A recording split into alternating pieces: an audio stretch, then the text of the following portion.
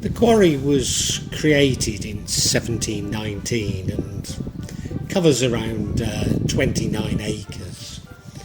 It's listed as Grade 2 in Historic England's Register of Parks and Gardens and is encircled by a loop of the River Severn, or the meander of the River Severn. Where the Dingle now is was a former stone quarry, so hence its name.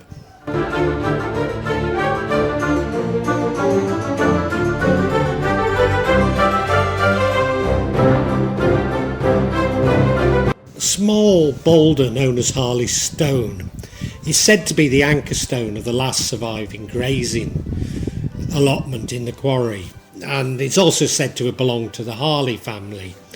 Livestock were tied to the stone by a leash no more than 16 yards long. The circular allotments once made use of the entire vegetation, ensuring that the grass was kept short throughout the entire year. The stone marked the boundary made by the Harley family of Rosal near Bicton, who refused to sell their land to the corporation when the rest of the quarry was acquired in the 18th century.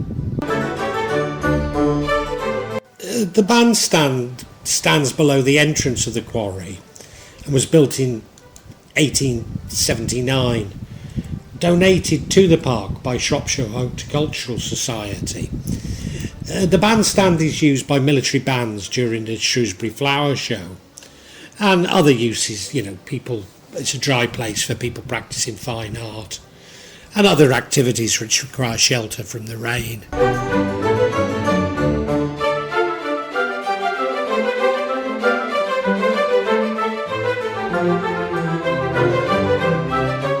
Shrewsbury's main war memorial, which is the focus for Remembrance Sunday, is situated within the quarry near St Chad's Church.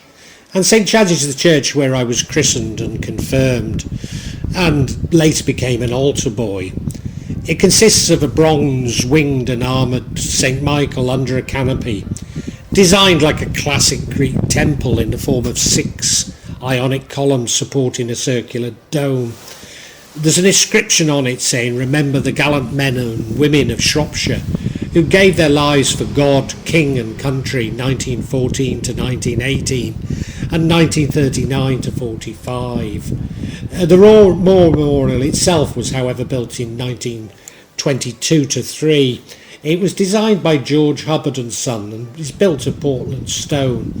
It's richly embellished with floor shows the King's Shropshire Light Infantry, or KSLL Regiment Arms, and the French Croix de Guerre on a gold mosaic background. The seals or arms of the 6 boroughs of the county are embossed inside. The bronze figure of St Michael beneath the canopy is by Alan G. Wylan and was cast at the foundry of A.B. Burton at Thames Ditton. Victoria Avenue runs along the River Severn, whilst the largest avenue that runs downhill from the town centre to Victoria Avenue is known as Gloucester Avenue. It used to be known as Central Avenue, but in 1974, Princess Alice, Duchess of Gloucester, came to Shrewsbury's Flower Show, and the avenue was dedicated to her. A special feature of Victorian Avenue are the rows of lime trees on either side. They're actually second generation of trees to be planted. Thomas Wright first planted the first avenue of hybrid limes in the quarry in 1719. They'd reached a height of over 14 metres by the early 1950s, when they were felled by orders of Percy Thrower. A falling branch had killed a young girl, and so the trees were considered unsafe. It was felt that the trees had originally been planted too close together, and the felled trees were found to contain bee and wasp nests, large amount of mistletoe, and much dead wood. They were replaced with hybrid limes of much wider spacing, which are now reaching maturity. At the bottom of the avenue is the lead statue of Hercules. His manhood is now covered by a fig leaf, but traditionally he had been castrated.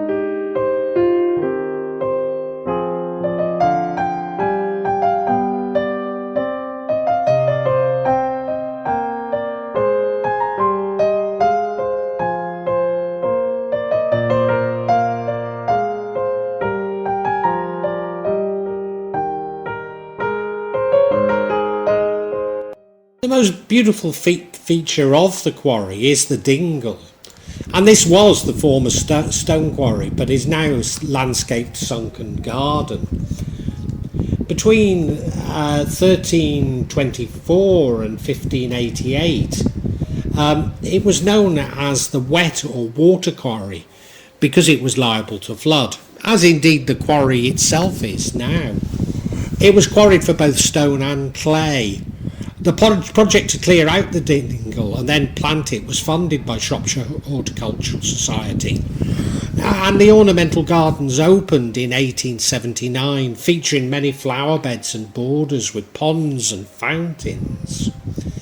A statue of the Roman goddess Sabrina was presented by the Earl of Bradford in 1879. The inscription on the statue is based on a poem written by John Milton, 1608 to 1674. In myth, Sabrina, or Havren as she was originally known in Welsh, was a nymph who drowned in the Severn.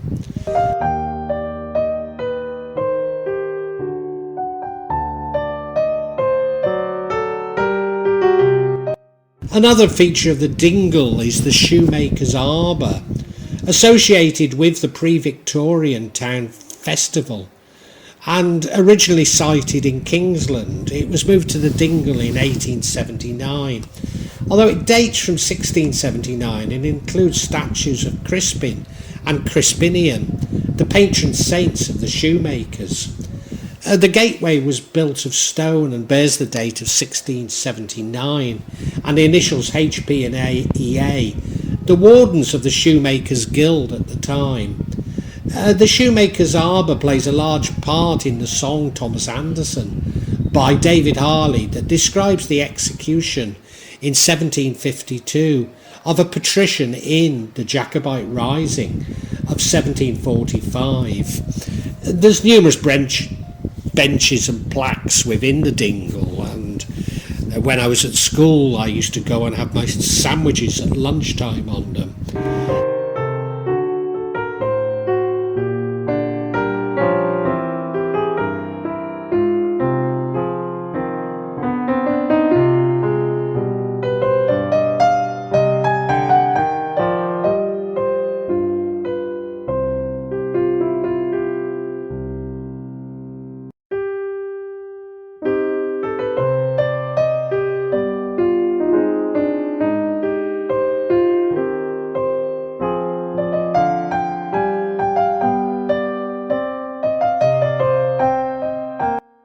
But there's also a bust of the gardening broadcaster Percy Thrower, who for 28 years was also the park superintendent for Shrewsbury.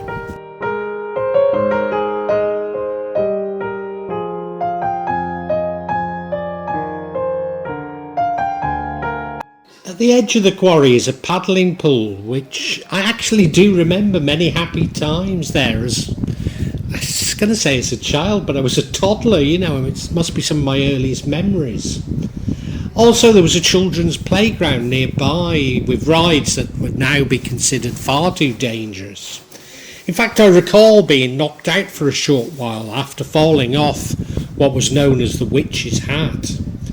There's also the swimming pool nearby, built in the 1960s. I understand there are now plans to knock it down and rebuild a new facility on the edge of town. And this baths actually replaced the old Victorian baths, which... I was going to say I just remember. I do remember very well going with the school. Nearby is Shrewsbury Sixth Form College, which I attended when it was then called the Priory Grammar School for Boys.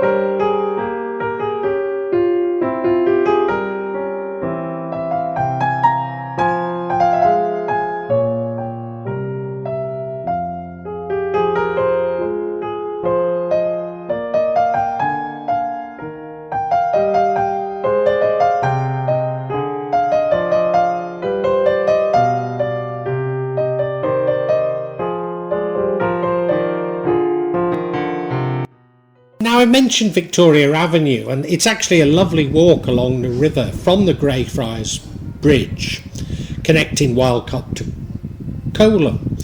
And this was the site of the old Greyfriars Priory, where Owen ap Griffith ap Gwenwynwyn, the last Prince of Powys, was buried. And I understand it later became a site for lead smelting.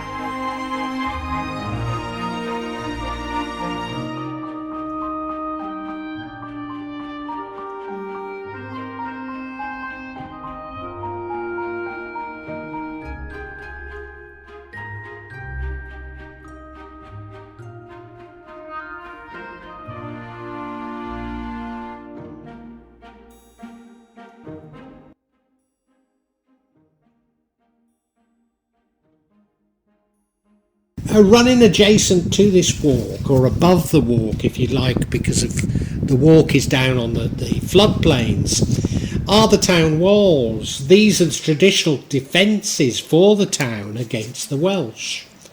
So you can really say that the quarry stretches almost from the Welsh bridge to the English bridge, of course within the meander of the River Severn.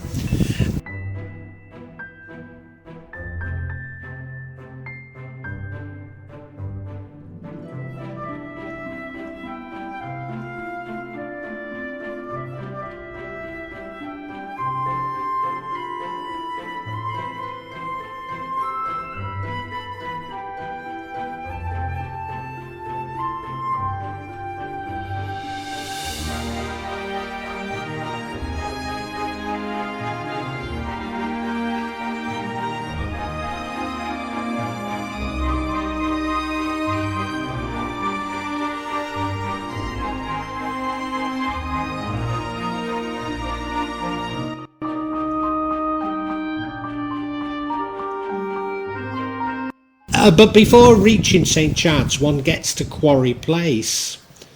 Quarry Place is a beautiful little road leading to one of the quarry's entrances, and it contains a grand building which had at one time been a private nursing home.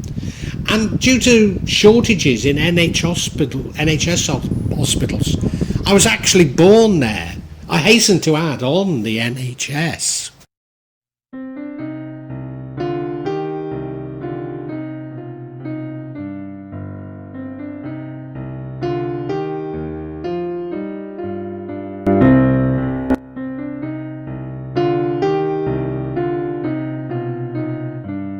Opposite the Shrewsbury Skulls boathouse are the remains of a wooden post used by a ferry crossing on the river.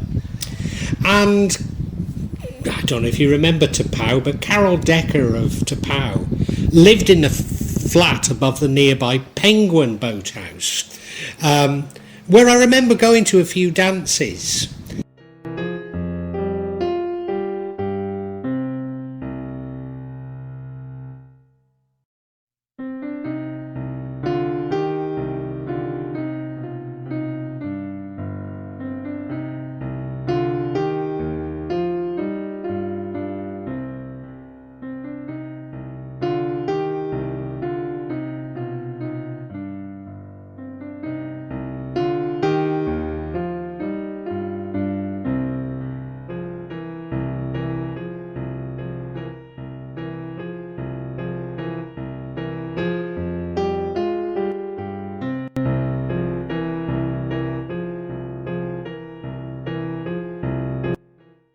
In 1990, though, there were actually 2 ferry boats working on the River Severn in the quarry, with them operating across the river where the Porthill Suspension Bridge was since built in 1922, and where I had my first pint in a pub known as the Boathouse.